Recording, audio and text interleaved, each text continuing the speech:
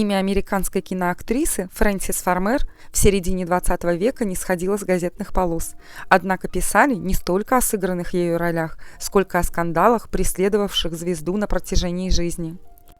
Ей пришлось пережить многочисленные аресты, принудительные госпитализации и сеансы лоботомии. Правда, были и те, кто оказал поддержку звезде Голливуда. Курт Кобейн считал ее своей музой и назвал в честь нее свою дочь, а легендарная певица Милен Готье сменила фамилию на Фармер в знак уважения к актрисе. О жизни Фрэнсис Фармер снято 2 фильма, выпущена 1 телепрограмма, написано несколько книг, а также ей посвящено множество песен и газетных статей.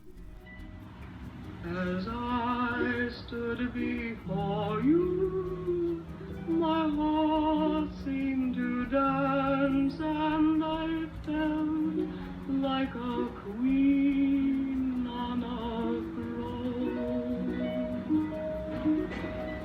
I could see in your eyes love as bright as the skies, and I prayed you would call me your own. The first time I saw you, I knew at a glance I was meant to be yours, yours alone.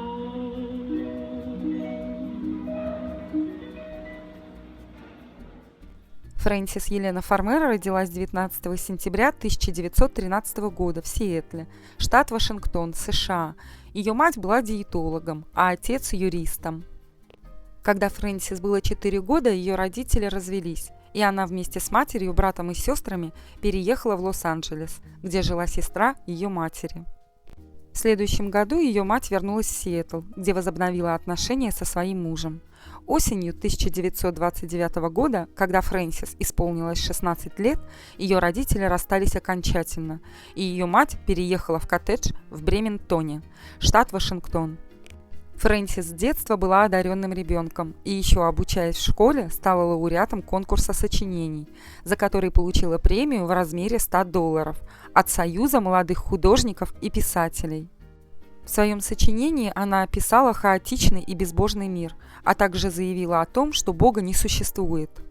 В своей автобиографии она писала, что это сочинение было написано ею под влиянием чтения Фридриха Ницше. Он выразил те же сомнения, только он это сказал по-немецки «Бог мертв». Я могла это понять, многие говорили, что я не должна предполагать, что Бога нет, но я все же не находила никаких доказательств его существования. В середине 30-х годов, будучи еще студенткой драматического отделения Вашингтонского университета, Фармер неоднократно принимала участие в различных студенческих театральных постановках, среди которых «Елена Троянская», «Обыватель» и «Дядя Ваня». В 1935 году она вновь привлекла к себе внимание, выиграв студенческий конкурс. Призом стала поездка в Советский Союз. Несмотря на протесты матери, Фармер все же отправилась в поездку с желанием посетить МХАТ. После этого Фармер неоднократно подвергалась нападкам и обвинениям в симпатии к коммунизму и атеизму. В том же году она окончила университет со степенью в области журналистики и драмы. Летом 1935 года, после возвращения из Советского Союза, Фрэнсис решила серьезно заняться актерской карьерой и для этого перебралась в Нью-Йорк. Там она познакомилась с агентом из Paramount Pictures, который вскоре устроил ей пробы на студии. Фармер удачно показала себя на пробах, и ей был предложен 7-летний контракт, подписав который, Фармер отправилась в Голливуд.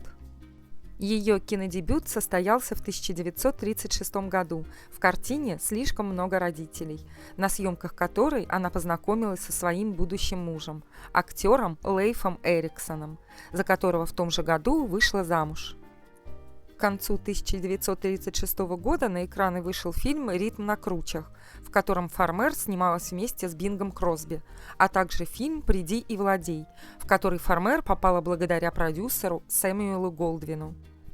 Все эти киноработы принесли начинающей актрисе большую популярность, и публика приняла ее как новую кинозвезду. А на это Фармер не была полностью удовлетворена своей карьерой. Ей казалось, что студия Paramount Pictures специально навязывает ей свои роли и всегда отказывает ей в собственном выборе, пытаясь подавить ее становление как успешной кинозвезды. На все это Фрэнсис реагировала очень бурно, часто вступала в конфликты с продюсерами, пытаясь отстоять свою точку зрения. Она отказывалась посещать голливудские вечеринки и почти не контактировала с другими звездами. В прессе тех лет информации о Фармер почти не было, и лишь изредка появлялись колкие статьи, в которых актрису обвиняли в безвкусном старомодном выборе одежды. В 1937 году, надеясь повысить свою репутацию в качестве серьезной актрисы, она покинула Голливуд и отправилась на Восточный берег с целью принять участие в летних театральных постановках. Там Фрэнсис привлекла к себе внимание режиссера Гарольда Клурмана и драматурга Клиффорда Одитса, которые пригласили ее в местную театральную труппу, где Фармер вскоре появилась в постановке «Золотой мальчик». Ее игра сначала совершенно не впечатлила публику, а журнал Time и вовсе заявил, что эта роль не для нее. Несмотря на это, постановка стала крупным театральным хитом, и после начала турне в 1938 году критики от Вашингтона до Чикаго давали восторженные отзывы. За время сотрудничества Фрэнсис Фармер и Клиффорда Одитса у них начался роман, несмотря на то, что Одитс был женат на Луизе Райнер, и у Фармер был муж. После того, как они расстались, а театральная труппа выбрала другую актрису для выступлений в Лондоне, Фармер решила, что ее предали, а все предыдущее время просто использовали, чтобы сделать постановку успешной. Фармер вновь вернулась в Голливуд на Paramount Pictures, где по контракту в течение 3 месяцев каждого года должна была сниматься в кино. В остальное время, свободное от киносъемок, она продолжала периодически играть в театре, но последующие ее 2 появления на Бродвее не имели большого успеха. Начиная с 1939 года, из-за ее капризного поведения на работе и участившегося алкоголизма, ее репутация стала сильно падать. Фармер все же по-прежнему часто предлагали хорошие роли, но когда дело доходило до съемок и актриса проявляла свой нетерпимый характер, продюсеры отказывались от нее. Фрэнсис перестала появляться в главных ролях, а в 1942 году Paramount Pictures и вовсе разорвал с ней контракт. Вдобавок ко всему, в том же году распался ее брак с Лейфом Эриксоном. 19 октября 1942 года полиция Санта-Моники задержала Фрэнсис Фармер за езду в нетрезвом виде, а также за последовавшее оскорбление правоохранительных органов. Она была на сутки взята под арест, а затем приговорена к штрафу в $500 и тюремному заключению на 180 дней. Фармер тут же заплатила $250 и была условно освобождена. К январю 1943 года Фрэнсис так и не заплатила оставшуюся часть штрафа, а вдобавок на нее поступила жалоба от парикмахера киностудии, согласно которой актриса выбила ему челюсть.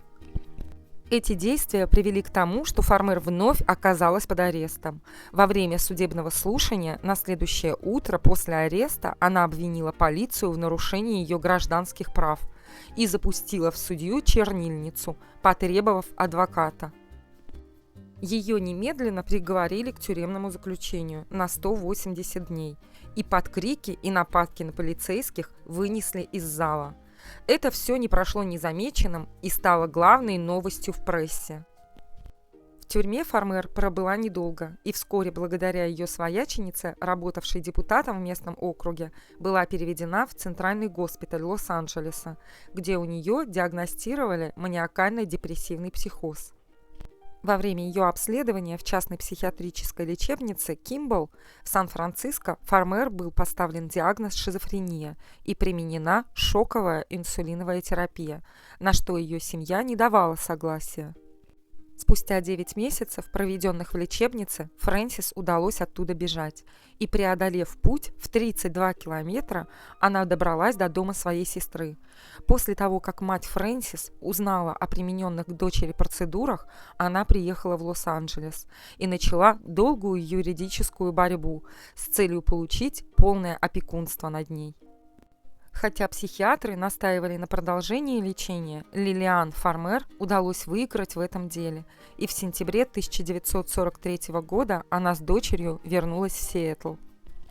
Но это не стало выходом из ситуации, и в течение 6 месяцев, проведенных в родительском доме, Фармер постоянно проявляла агрессию в отношении матери, и ей пришлось вновь поместить дочь в государственный госпиталь Western State в штате Вашингтон. Там к Фрэнсис применялась электросудорожная терапия, и по истечении 3 месяцев она была признана полностью вылечившейся. Спустя некоторое время Фармер отправилась с отцом в город Рино в штате Невада, чтобы повидаться с тетей, но во время этой поездки сбежала и после длительных путешествий на попутках была арестована за бродяжничество в калифорнийском городе Антиок. В мае 1945 года по рекомендации матери Фрэнсис снова была отправлена в клинику, где она провела последующие 5 лет. Последний врач-психиатр, лечивший Фрэнсис, Уолтер Фриман, проводивший свои опыты в лечебнице, где находилась актриса. Хирург провел ей операцию – трансорбитальную лоботомию, воздействуя на участок мозга, контролирующий волю и эмоции человека, после чего сознание актрисы совершенно изменилось. В марте 1950 года Фармер покинула клинику и под опекой матери вернулась в Сиэтл. Там она устроилась в прачечную в отеле «Олимпик», в том же месте, где в 1936 году ее чествовали на мировой премьере фильма «Приди и владей». В 1951 году она была снята с учета в госпитале Western State, о чем узнала только спустя 2 года. После этого Фрэнсис Фармер через суд отменила опекунство и была восстановлена в своих гражданских правах. В опубликованной посмертно автобиографии Фрэнсис Фармер «Наступит ли когда-нибудь утро» были описаны насилие и жестокое обращение с актрисой во время ее пребывания в психиатрической больнице. В своей книге Фармер описала такие ужасы пребывания в больнице, что я даже не могу их озвучить, в связи с тем, что YouTube просто забанит этот ролик. Публикацию книги «Наступит ли когда-нибудь утро» организовала близкая подруга и соседка актрисы Джин Рэдклифф, хотя Рэдклифф утверждала, что написала только последнюю главу, посвященную смерти Фармер. Многие очевидцы утверждали, что Рэдклифф написала автобиографию целиком. В 1951 году актриса вышла замуж за Альфреда Лобли и переехала в калифорнийский город Эврика, где в течение 3 лет анонимно жила и работала секретарем на фотостудии. В 1957 году она познакомилась с телевизионным промоутером Леандом Майкселлом, вместе с которым уехала в Сан-Франциско. Там она вновь подогрела к себе интерес публики и спустя год вернулась на театральную сцену. В 1958 году она развелась с Lobley и вышла замуж за Mikesell. В том же году Фармер появилась в эпизодах нескольких телесериалов, в том числе в «Студии 1» и «Театре 90». Также она исполнила свою последнюю роль в кино, снявшись в картине студии Paramount Pictures «Кайфлом». В 1958 году на телевидении стартовало ее собственное шоу «Фрэнсис Фармер представляет», которое имело большой успех и долгое время сохраняло одну из первых позиций на телеэкранах.